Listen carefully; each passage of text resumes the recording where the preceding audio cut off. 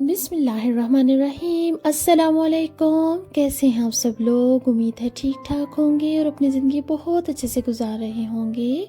अल्हम्दुलिल्लाह हम भी ठीक ठाक हैं। अल्लाह पाक के बड़े करम हैं, बहुत एहसान है, अल्लाह का शुक्र है।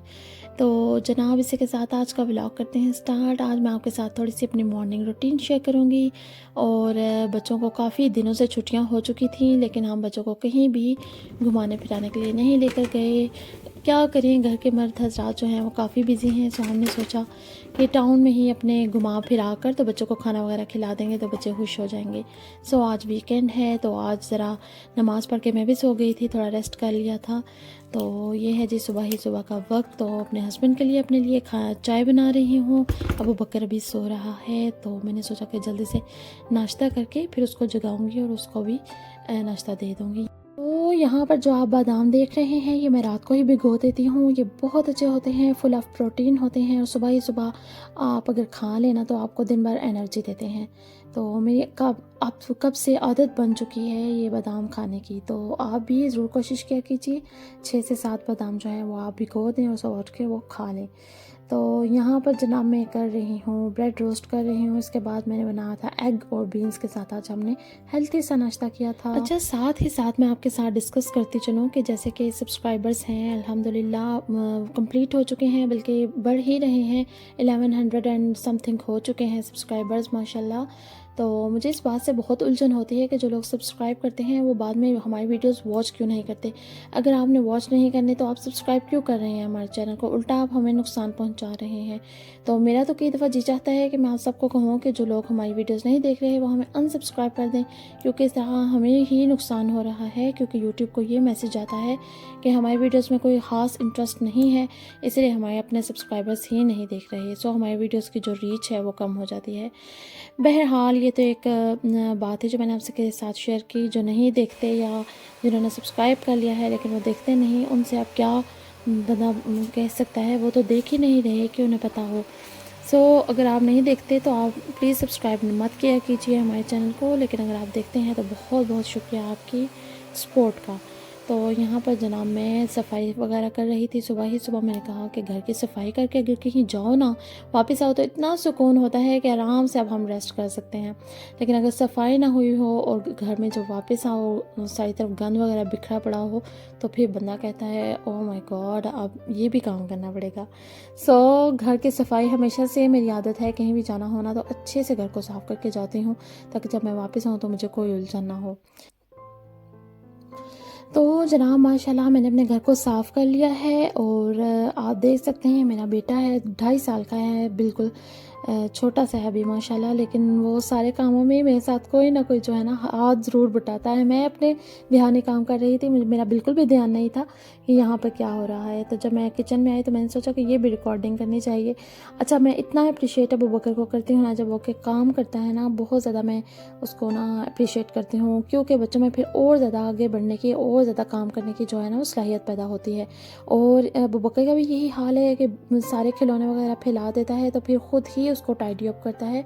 और वो इतना खुश होता है ना छोटा सा काम करके कि मैंने पता नहीं क्या कारनामा सर अंजाम दिया है। सो आप भी उसको बच्चे को इस तरह से ट्रीट करें कि वाकई ही तुमने बहुत बड़ा काम किया है। तो मैं भी इसी तरह करती हूँ कि आपने बहुत बड़ा काम किया है तो वो बहुत ज़्यादा खुश हो जाता है और नेक्स्ट टाइम वो हमारे साथ मज़ीद काम करने की कोशिश करता है। और बचपन ही से अगर बच्चे में ये आदतें हो ना तो बड़े होके आपको भी मसला पेश नहीं आता, वो अपने सभी छोटे मोटे काम खुद ही कर लेते हैं। तो जनाब यहाँ पर हम आ चुके थे शॉपिंग करने के लिए। कुछ हमने थोड़ी बहुत शॉपिंग की, किचन की कुछ चीज़ें लेनी थी वो ली। बहुत ज़्यादा रिकॉर्डिंग में नहीं कर सकती क्योंकि ये इतनी छोटी सी तो नहीं, बहुत बड़ी शॉप है, लेकिन इसमें खड़े होने की बहुत कम स्पेस है। तो अबू बकर भी साथ होता है, सो मैं ज़्यादा रिकॉर्ड नहीं कर सकती कि मैंने क्या क्या खरीदा है। सो यहाँ पर हम शॉपिंग वगैरह करके, और मौसम इतना ज़बरदस्त किस्म का हो रहा था ना, आप देख सकते हैं। इसके बाद हमने खाना वाना खाया और फिर हम घर की तरफ आ गए। और साथ ही साथ जनाब मैं आपके साथ वो बात जो मेन डिस्कस करने वाली हूँ खामोशी के हवाले से आप भी क्या सोचेंगे कि मैं खुद तो इतनी बातें कर रही हूँ, इतना बोल रही हूँ और आपको खामोशी का दर्स दे रही हूँ। ऐसी कोई बात नहीं है, मैं कोई दर्स वगैरह नहीं दे रही। मैं सिर्फ आपके साथ अपनी बातें शेयर करती हूँ। जो चीज़ें मैं अपनी ज़िंदगी में प्रैक्टिस कर रही हूँ वही मैं आपके साथ शेयर करती हूँ। तो मैं आजकल प्रैक्टिस कर रही हूँ कि मैं थोड़ा सा ना खामोश हो जाऊँ, कम बोला करूँ। तो शुरू से ही ज़्यादा बोलने की और बातें करने की आदत है माज़रत के साथ। तो बहुत ज़्यादा मुझे बोलने का शौक़ था, तभी तो मैंने यूट्यूब चैनल भी बनाया है कि अपने जो बोलने का शौक़ है वो बाहर निकालूं। मुझे रेडियो पे बोलने का शुरू से शौक़ था, लेकिन घर के कुछ असूल ऐसे थे कि मैं रेडियो वगैरह पे जॉब नहीं कर सकती थी। तो अभी अल्हम्दुलिल्लाह मेरा ये जो शौक़ है वो पूरा हो रहा है। तो खामोशी के हवाले से मैं आपके साथ बात करना चाह रही थी कि ये मेरे जो बातें मैं आपके साथ शेयर करती हूँ ना खामोशी के हवाले से, या जो मैं पिछले कुछ दिनों से आपके साथ बहुत से टॉपिक्स पे मैं बात कर चुकी हूँ, तो वो मेरे उस्ताद मोहतरम की बातें हैं। काफ़ी सारी चीज़ें मैंने अपनी डायरी में लिखी हुई हैं और काफ़ी सालों से पहले की ये जो बातें हैं ना हैं। तो खामोशी के हवाले से मैं आपको क्या बताऊं, कहते हैं कि अगर आप ये एक स्किल सीख लेना, ये मेरे हाथ पे जो है वो ज़ख्म लग चुका था, वो मैं आपको दिखा रही थी। तो कहते हैं कि अगर आप खामोश रहना सीख लें तो आप ज़िंदगी में बहुत ज़्यादा फ़ायदे उठा सकते हैं। हम करते कम हैं लेकिन बोलते बहुत कुछ हैं। जैसे कि अब मैं अपनी भी मिसाल दूँ कि जैसे यूट्यूब पे मैंने काम स्टार्ट किया ना, तो बहुत ज़्यादा मेहनत हो रही थी। मैं दिन रात यही अपने फ्रेंड्स को, अपने हस्बैंड को, अपने हत्ता कि अम्मी फ़ोन करती थी, उनको कहती रहती अम्मी इतनी मेहनत है, इतनी मेहनत हो रही है, मैं इतनी मेहनत कर रही हूँ, इतनी मेहनत कर रही हूँ। तो क्या बोलने का फ़ायदा।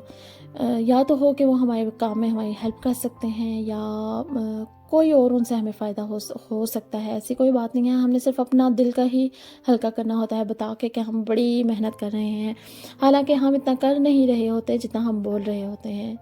हमें बोलने से गुरेज करना चाहिए। और अगर आप कोई बड़ा काम करने वाले हैं, जैसे कि अगर आप कोई बिज़नेस स्टार्ट करने वाले हैं, किसी मुल्क में मूव होने वाले हैं, या आपके जहन में कोई प्लान है अपने किसी बच्चे की शादी करने का, तो आप वो अपने जहन में ही रखें, अपने दिमाग में रखें। आपके और अल्लाह के दरमियान वो बात होनी चाहिए। कहते हैं कि हदीस में आता है कि तकदीर से अगर कोई चीज़ बढ़ जाती तो वो नज़र है, वो नज़र बढ़ जाती।